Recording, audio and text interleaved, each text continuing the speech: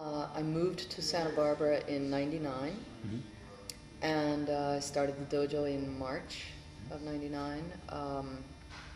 And at the time, it was not a nonprofit. There's some good examples of some nonprofit dojos in this country, and it made more sense to me, thinking of donations rather than, each person is a dollar amount. If we became a nonprofit, that would give me an opportunity maybe to finally really try to educate the public as to what Aikido is, what the benefits are of Aikido. I noticed some people come through the dojo and make incredible changes. What kind of changes? Well, one kid was caught with a whole bunch of drugs, and he was just kind of lost. And so he started training with me daily. And first of all, if you train daily, you're going to get good. And if you get good, the self-esteem goes up. Self-esteem goes up, you stop acting out and doing drugs and, graffiti and all of that.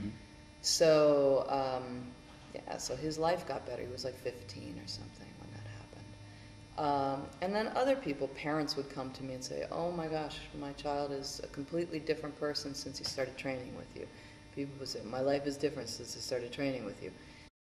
I'm really trying to educate the non-Aikido public, and I'm accepting the fact that you can't get, there's so many people who are not ever going to come and visit the dojo.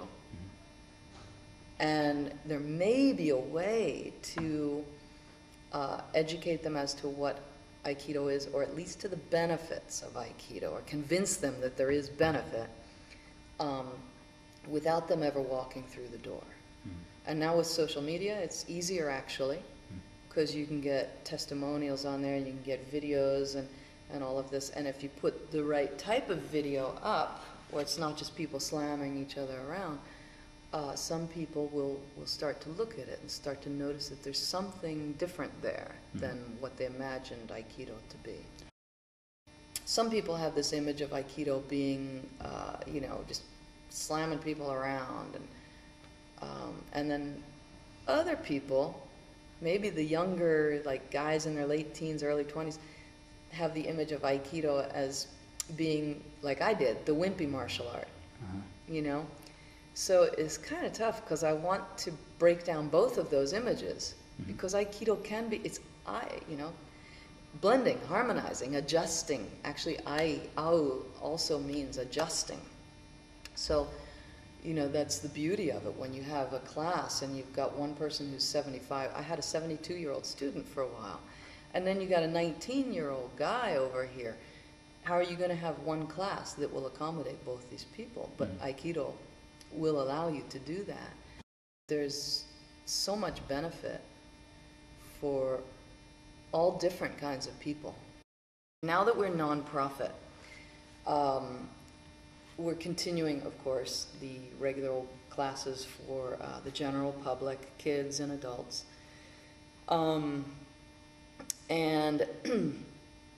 as a nonprofit now, one of the things that we want to do is we want to find people who would like to sponsor a child, an underprivileged child, or an at-risk youth for Aikido training. And we've talked with the probation department in Santa Barbara, a few other nonprofits. One of them actually has some reformed gang members that go out and work with the current gang members.